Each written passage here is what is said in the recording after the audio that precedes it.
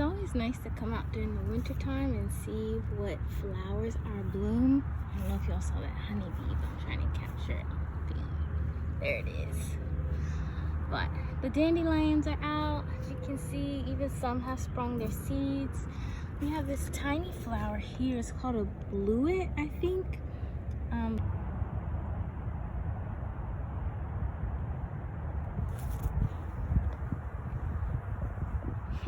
Here are the flowers of some more prominent chickweed. Also likes to grow with clover. But here they are right here. The ladybugs are out. There's one right there. Another one was crawling here somewhere. But everybody's ready for spring, or getting ready, I should say. There's tons of other pollinators around here. And then we have this big patch over here. I believe this is purple dead nettle, but it's gorgeous. Let's zoom in there. It's really pretty. Just pop of color, you know, during this winter season. I was definitely mistaken. This is henbit and this is purple dead nettle. Yeah, that classic square stem and leaves that look similar to net. But they both have beautiful purple flowers, but just different. And it's a large patch of them right here. They seem to like to grow together. And this clover as well, right here. The clover, it hasn't come up yet. Oh, here's one sprouting its head. A little early bloom.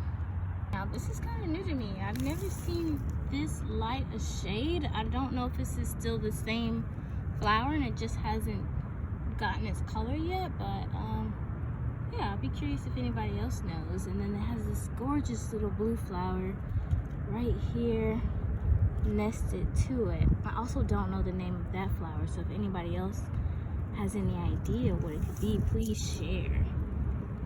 But just a gorgeous little patch of flowers. So I've harvested some of these wildflowers, and you also see there's some pine in there because I'm working on a new project and I'm gonna see if I can do some preservation of flowers, so stay tuned. All right, so we're at the step in the project where we're gonna try and do a preservation of these springtime flowers that I collected. And what you'll need is a bottle that you like and can use for the preservation. I have two options here. I think I'm gonna use this one just because I like the shape of it and I'm curious to see how it looks. Some baby oil. You don't have to get lavender. I just grabbed it, so I didn't see any unscented baby oil. And then I don't have a toothpick that's long enough to stick in there, so I'm gonna use this as much as I can to try to arrange the flowers as they go into the bottle. And so from my understanding, I've never done this before, but I saw it on Pinterest, and you know how that goes when you see something on social media and you're like, that looks really cool, I want to try it. So here we are.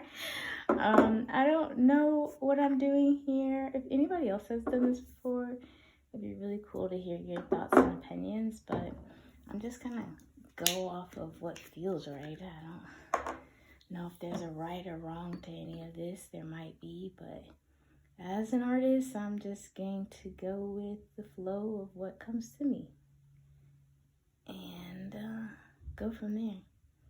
So this bottle is a little bit hard to pour into for the baby oil, but we're getting there bit by bit. It might have been more helpful. You know what? I'm gonna do a thing. So I decided to get a measuring cup and see if this works any better. I'm gonna just pour this into there and go from there. So far, I mean, it doesn't look like what I saw online, but I'm just gonna keep adding flowers and maybe it'll get there. I might not have gotten enough. I thought I got plenty, but this is looking like it might not be enough, so we're gonna see. I got a good mix of dandelion and some henbit right here. These pretty purple flowers. And just gonna see how this goes.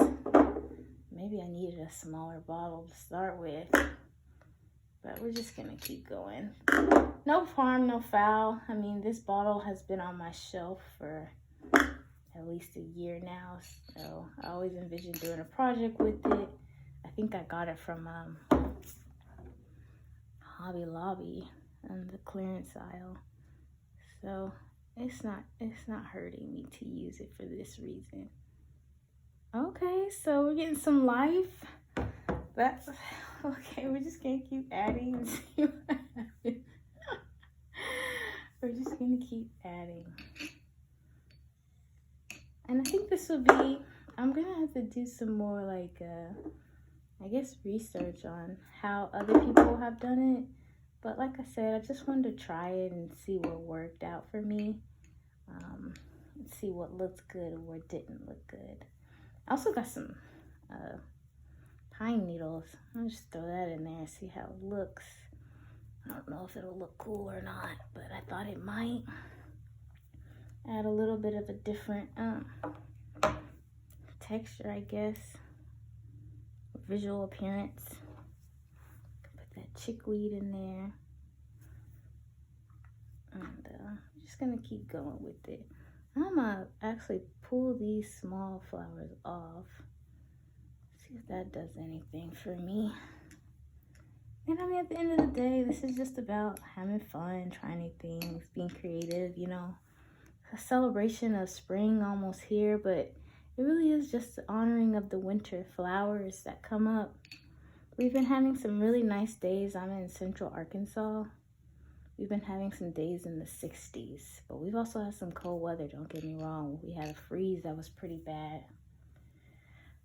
in earlier February, if I'm not mistaken. But it's mid-February now, and today was just an absolutely gorgeous day, so decided to go out, collect some flowers, and try out this little winter project. So let's see how that looks. Gonna add some more baby oil. Some of those flowers went down, as you can see.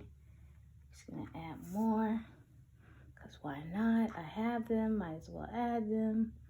And I'm thinking I like the flowers without this green bit on it. Got a little tiny blue ones in here. You can see that.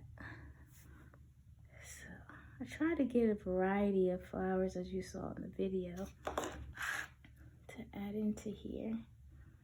And from what I saw, they said on Pinterest, they said that these should last a good amount of time because you're literally preserving the flowers in oil. It's kind of like a tincture, except not edible, of course, since it's baby oil. And the cool thing is I'm also seeing some seeds in this tray. This little container might be some dandelion seeds, because I think I saw those coming out when I had plucked the dandelion. But this is just a gorgeous flower. I love how it looks. It's just so pretty and velvety looking. And I know the pollinators love it too. You know, when it comes to foraging or wild harvesting, definitely want to be responsible and not overpick, because it is a time for pollinators to go out and pollinate these flowers, and I don't want to take away too many resources from what they have, you know, so definitely want to be responsible. I mean, this was a teeny tiny container, so I didn't want to take more than I needed, and it's looking like I might have gotten just the right amount. I would have probably liked to see the flowers all the way down to the bottom, but this is just going to be great for the first attempt, and the first attempt of hopefully more to come. So that's about the last of the flowers that I have. The rest of those are just greens. I do have some more needles, so might as well use those since I have them. Can add some more different visual effects. And once I put that baby oil in there, I'm sure all this will just go down some more. All right, so let's top it off. I'm gonna have to pour some more in here. Not too much.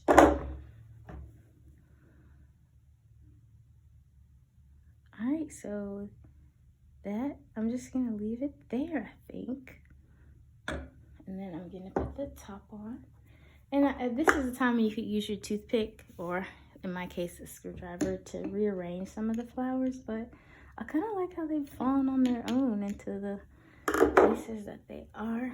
So I'm just gonna cap that. I might give it a little, you know, shake, but there it is. It's kind of fun. It's kind of fun. I might even go in my yard, see if I can add more flowers, but that's just really fun and pretty. I'm gonna take a picture of it outside so we can see what it looks like in the sun. But that is our first attempt at bottling and preserving some freshly harvested winter flowers. So until next time, I'll see y'all.